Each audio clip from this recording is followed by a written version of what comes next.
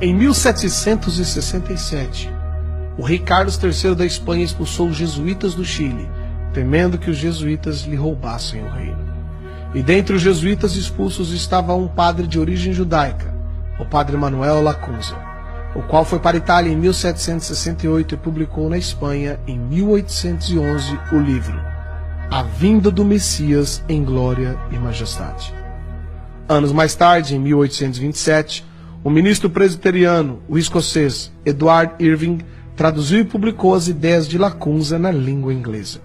Após essa publicação, em 1830, Irving foi expulso do presbitério em Londres, tendo sido acusado de heresia e criando assim uma nova igreja, a Igreja Católica Apostólica Carismática. Irving tinha como membro de sua igreja Margaret MacDonald, uma jovem neófita de apenas 15 anos de idade, a qual, depois de tanto ouvir os discursos de Lacunza e de Irving, teve diversos sonhos, nos quais se diziam que Jesus voltaria em 2 vezes, depois haveria um milênio e não haveria tribulação para o povo de Deus, como os cristãos atuais diziam. Irving havia se especializado em escatologia, a doutrina dos acontecimentos do fim do mundo, e se julgava conhecedor dos assuntos apocalípticos. Irving então juntou tudo isso e divulgou esses ensinos no jornal O Relógio Matutino. Nessa mesma época apareceu William Miller, fundador das doutrinas adventistas, o qual previu que o retorno de Jesus se daria entre 1843 a 1844. Quando percebeu que Cristo não veio, Miller tratou rapidamente de mudar as suas ideias e as suas datas, e inúmeros seguidores o abandonaram. Porém, um grupo permaneceu e fundaram assim a Igreja Adventista do Sétimo Dia. Tempos depois, em 1859, um maçom, John Nelson Darby, estudante de direito, pregador anglo-irlandês, organizou as ideias do padre jesuíta Lacunza, de Irving, de Margaret MacDonald. Darby ensinou que a igreja seria arrebatada antes da grande tribulação, que para ele duraria 7 anos.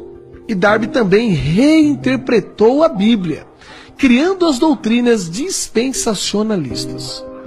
Os ensinos de Darby foram amplamente disseminados ao redor do mundo quando um pseudo-advogado maçom norte-americano chamado Cyril Scofield publicou a Bíblia de Estudo Scofield.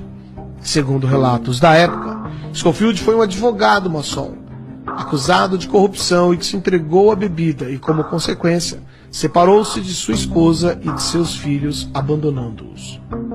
Tempos depois, se tornou membro da Igreja Congregacional e trabalhou com Moody.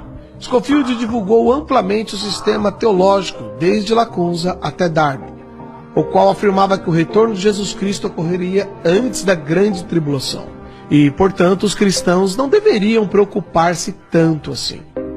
Após ter sido ordenado, Scofield casou-se novamente e passou a fazer conferências bíblicas e distribuindo na América cursos bíblicos por correspondência.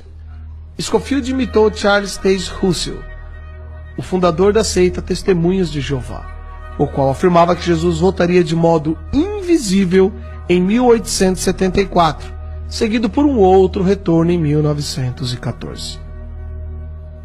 Em 1909, Scofield publicou a primeira edição da Bíblia que leva o seu nome. Ele foi patrocinado por banqueiros que tiveram interesse de que essa nova doutrina fosse divulgada. Entre eles estava Henry Drummond, um rico banqueiro inglês e envolvido com ocultismo e práticas de hipnose. Foram distribuídas nos Estados Unidos gratuitamente milhares de cópias dessa nova Bíblia de Estudo, a Bíblia de Estudo Scofield. A partir desta nova crença, mudou-se a mentalidade dos cristãos americanos e, em seguida, de todo o mundo. A maior parte dos cristãos passaram a crer que não mais passarão pela grande tribulação, e se não forem arrebatados na primeira vinda de Cristo, poderão ser na segunda vinda. Juntando-se a isso, surgiu o escritor de ficção Tim LaHaye, que popularizou através de livros e diversos filmes as ideias da Bíblia de Estudo Scofield. E Tim LaHaye lançou também a sua própria Bíblia, a Bíblia de Estudos Tim LaHaye. Os filmes de Tim LaHaye são ficção, como ele mesmo diz, e mostra as ideias de Lacunza, de Irving, de Miller, de Darby, de Scofield, os quais afirmam que a vinda de Jesus, isto é, o arrebatamento, não será visível, mas será um rapto, uma espécie de sequestro, e que os cristãos que não forem arrebatados poderão ir na segunda vinda ou nos 1000 anos que seguirão.